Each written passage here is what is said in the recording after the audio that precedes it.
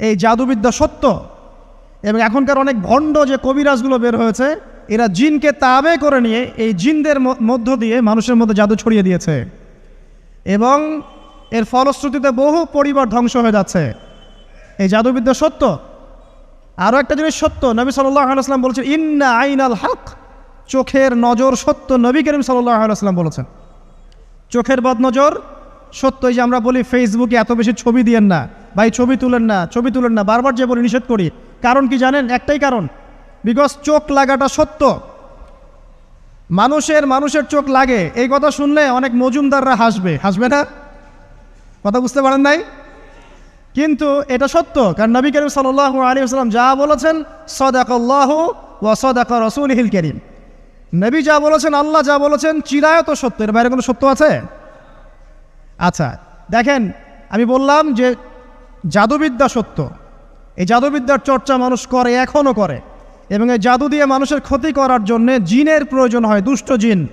এই জিনগুলোকে মানুষ তাবে করে মানুষের ক্ষতি করার চেষ্টা করে। দেখবেন এখন গ্রামে গঞ্জে শহরে সব জায়গায় ছড়িয়ে পড়েছে না? দেখবেন, খুব সতর্ক থাকবেন। আমি পরে সলিউশন বলছি আপনাদেরকে। আরেকটা বলেছি, নবী সাল্লাল্লাহু আলাইহি ওয়াসাল্লাম বলেছেন চোখের বদনজর এমন সত্য যে একটা উটকে এই রান্নার ডেকচির মধ্যে ঢুকাই ফেলতে পারে। আর একটা উট খুব সুন্দর ভালো, আপনি দেখছেন মাশাআল্লাহ বলেন নাই, নজর লেগেছে, উটটা মারা গেছে দেন, তারপর তাকে জবাই করে খেয়ে ফেলতে হয়েছে।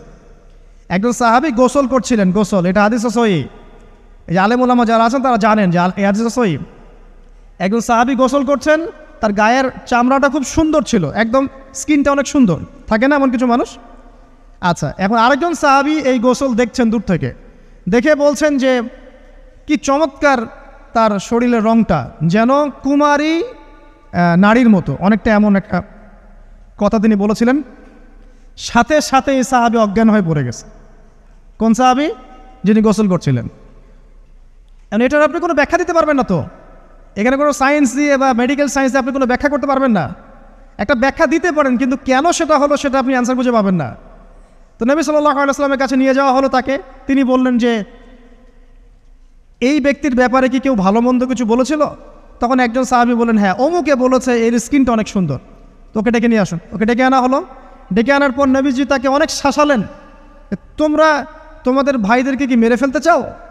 তখন এই সাহাবী তো অবাক, আমি আবার কখন মারতে চাইলাম ইয়া রাসূলুল্লাহ? আমি তো মারতে চাই নাই, আমি তো খালি বলেছি যে তার গায়ের রংটা অনেক সুন্দর। তখন তিনি বললেন কেন তুমি সুবহানাল্লাহ বললে না, কেন তুমি মাশাআল্লাহ বললে না? যখন মাশাআল্লাহ বলবেন, সুবহানাল্লাহ বলবেন, নজরটা লাগবে না।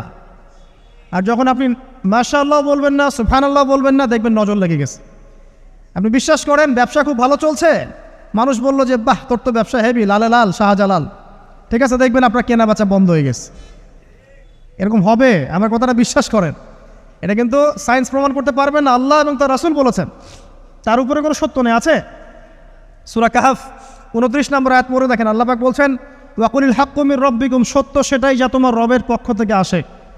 ফামান শাআ ফালইউমিন, যার ইচ্ছা হয় বিশ্বাস করুক, ওয়ামান শাআ ফালইয়াকফুর, যার ইচ্ছা হয় সে অস্বীকার করুক। এই কারণে আমরা বলি ফেসবুকে এত বেশি ছবি দেওয়া, এই আই ওয়াশ করা, এই যে শোডাউন করা, হ্যাঁ ইসলামের কিছু কাজ করলেন একদম মানুষকে না দেখাইতে পারলে ঘুম হচ্ছে না, এগুলো বন্ধ করেন, এগুলো বন্ধ করে দেন আল্লাহর ওয়াস্তে। অফলাইনে কাজ করেন, নিজেকে গোপন করার চেষ্টা করেন। যত বেশি মানুষের কাছে নিজেকে এক্সপোজ করবেন, কাজের বরকত কমে যাবে, কাজের বরকত কমে যাবে, চোখ লাগবে, নজর লাগবে। এবং চোখ লাগা বদ নজরে বহু আলেম আস্তে আস্তে মাঠ থেকে মাইনাস হয়ে গেছে না? যায় নাই? এখন কি আলেমদের সংখ্যা বেশি না কম? যত দিন যাবে আলেমের সংখ্যা আরও কমে যাবে। নবীজি বলেছেন আলেমদের সংখ্যা কমতে থাকবে, মানুষ জাহেলদেরকে আলেম বানিয়ে নেবে। তো প্রিয় ভাইরা, জাদুবিদ্যা সত্য, চোখের বদনজর সত্য, রাতের এই অনিষ্টগুলো সত্য, রাতের বেলা অনেক ক্ষতি আছে। এই জন্য নবীজি বলছেন বাচ্চাদেরকে বাইরে বের করো না, এবং তোমরাও রাত যখন গভীর হবে তখন এদিক ওদিক ঘোরাফেরা করো না। দেখবেন রাত যত গভীর হয় আমাদের শহরগুলো তত জীবিত হয়, তাই না? তাই না? রাত যত গভীর হচ্ছে শহর তত জীবিত হয়। চায়ের দোকানে আড্ডা বেশি, ওই সিনেমা দেখছে, টিভি দেখছে, ক্যারাম খেলছে, লুডো খেলছে, ঘুম নাই। ঘুম কখন? ফজরের আগে আগে। ফজরের নামাজ কিন্তু নাই, ফজরের ঠিক আগে আগে, আবার ওই যে জোহরের নামাজের সঙ্গে উঠতেছে। এখন আমাকে বলেন এরকম জেনারেশনকে দিয়ে কি আসলে ইসলামের কোনো খেদমত হবে? আচ্ছা, নবীজি রাতের বেলা আর্লি ঘুমাতেন, আল্লাহ পাক আমাদের সবাইকে তাড়াতাড়ি ঘুমানোর তৌফিক দান করুন। হ্যাঁ, আপনি ইলম চর্চা করলে রাত জেগে থাকতে পারেন, আপনি যদি জ্ঞান চর্চা করেন রাত জাগতে পারেন, আপনি কোনো গবেষণা করছেন, নামাজ পড়ছেন বা কোরআন হিফজ করছেন, আপনি রাতের আর্লি উঠবেন, এটা আলাদা বিষয়। কিন্তু কমনভাবে আমাদের এই যে ফেসবুক, ইউটিউবিং ইত্যাদিতে আমরা লিপ্ত থাকি, সারা রাতটা কাটাই আড্ডাবাজি করে, এগুলো বন্ধ করতে হবে। এগুলো বন্ধ না করলে ফিজিক্যালি আমরা মানে সুস্বাস্থ্যের অধিকারী হতে পারবো না, সারা দিনটা আমাদের একটা কি বলবো অলসতার ভাবে যাবে এবং দিনের বেলা কাজগুলো ব্যাহত হবে। এতে করে আমাদের উম্মার এই পুরো বড় যে তরুণ প্রজন্ম আছে এদেরকে আপনি সম্পদে পরিণত করতে পারবেন না। তাই এই সিস্টেমটা চেঞ্জ করা দরকার। নবীজি রাতের বেলা এই সূরা বাকারার শেষে 3টা আয়াত তেলাওয়াত করতেন, আমরা করবো ইনশাআল্লাহ। ইনশাআল্লাহ। আরেকটা আমল বলে দেই, নবী করিম সাল্লাল্লাহু আলাইহি ওয়াসাল্লাম রাতের বেলা সূরা মুলক তেলাওয়াত করতেন। কোন সূরা এটা? কোন সূরা? তাবারাকাল্লাযী বিয়াদিহিল মুলক। কয়টা আয়াত আছে? 30টা আয়াত আছে। নবীজি বলেছেন সাল্লাল্লাহু আলাইহি ওয়াসাল্লাম যে এই সূরা আপনাকে কবরের আযাব থেকে বাঁচাবে ইনশাআল্লাহ। কবরের আযাব থেকে তো ভাই বাঁচা খুব সহজ নাকি? আমাদের মধ্যে এমন কেউ নাই, শোনেন, আমাদের মধ্যে এমন কেউ নাই আলেম জালেম মুফতি মুহাদ্দিস রাজনৈতিক নেতা পলিটিশিয়ান বিরোধী দল জাতি তারপরে যে সরকার দল যে আছে না কেন, কবরের শাস্তি ফেস করবে না এমন একটা মানুষ নাই, কেউ নাই পৃথিবীতে। এই যে আপনি দেখছেন ওই যে কি ইসরায়েলের প্রধানমন্ত্রী, ওই রাশিয়ার প্রধানমন্ত্রী, ওই চায়নার সভ্যতা, পশ্চিমা সভ্যতা, এমন কেউ নাই পৃথিবীতে এখন যাকে কবরের শাস্তি ভোগ করতে হবে না। আছে? সবচেয়ে লঘু শাস্তি মানে লঘু চাপ, এটা বলতে গেলে আসলে আমি ভাষা হারায় ফেলি, তারপরে বলছি আল্লাহ পাক আমাদের সবাইকে হেফাজত করুন, আমিন। একজন সাহাবীর নাম সাদ বিন মুয়াজ। কি নাম?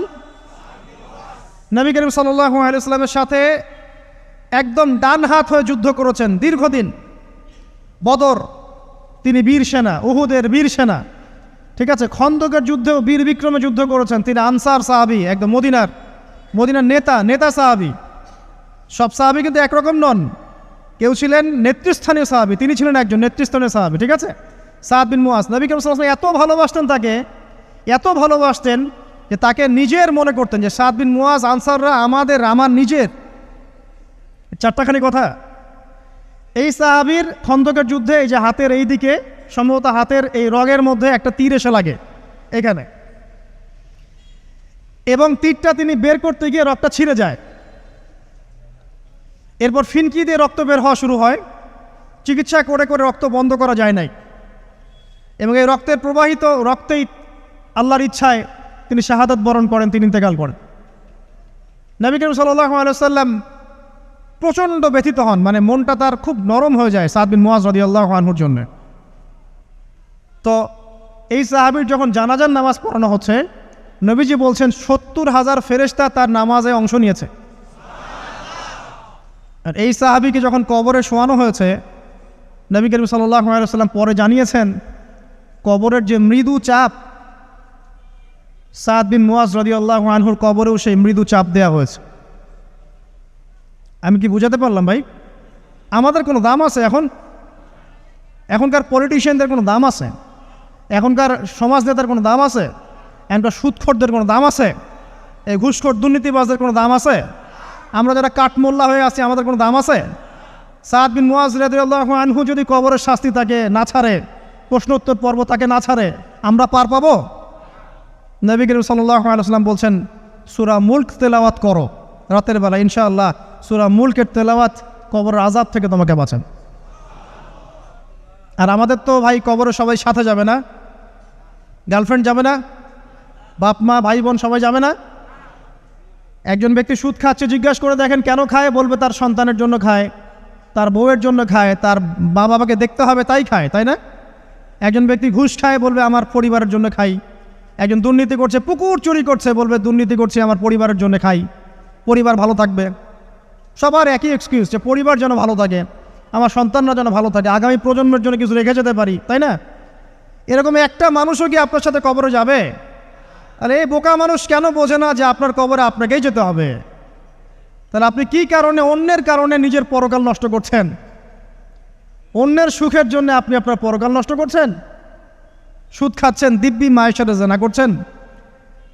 আপনাদের এলাকায় নাকি সুদের সমস্যা অনেক বেশি। কয়েকটা হাদিস বলে দেই, আমি ওদেরকে আক্রমণ করতে আসি নাই, আমি শুধু তাদেরকে 3টে হাদিস শোনাতে এসেছি। 1 নম্বর হাদিস শোনেন। আল্লাহর নবী মুহাম্মদ সাল্লাল্লাহু আলাইহি ওয়াসাল্লাম বলেছেন, সুদের পাপের 73টা শাখা আছে। কয়টা? কোনো হাদিসে 70টাও আছে, কোনো হাদিসে 73টা আছে। বলছেন যে সবচেয়ে নিচের শাখাটা হচ্ছে, সুদের পাপের সবচেয়ে নিচের শাখা হচ্ছে যে যেন কোনো ব্যক্তি তার মাকে রেপ করলো, তার মাকে ধর্ষণ করলো। 1 দিরহাম যে ব্যক্তি সুদ খায়, সহিহ বুখারীতে আরেকটা হাদিস এসেছে, সে যেন 36টা মেয়েকে ধর্ষণ করল। আর আমি একটা কথা বানায় বলছি না, যদি বিশ্বাস না হয় কওমি মাদ্রাসা আছে, আলেম ওলামা আছে, গিয়ে বুখারী খুলতে বলেন, পড়তে বলেন, খালি একবার পড়তে বলেন, দেখেন যদি না থাকে তাহলে আমাকে এর সাথে থাপ্পড় দিয়ে যায়। যদি না থাকে হাদিস এটা, তাহলে আমার গালে একটা থাপ্পড় দিয়ে যায়। আর যদি থাকে তাহলে আল্লাহর রাস্তায় সুদ খাওয়া ছেড়ে দেন। কোনটা করবেন? চ্যালেঞ্জ করবেন? নবীজি বলেছেন, 1টা দিরহাম যে ব্যক্তি সুদ খায়, দিরহাম মানে কি? রৌপ্য মুদ্রা। এটা এখন দেখতে পারবেন না, জাদুঘরে আছে।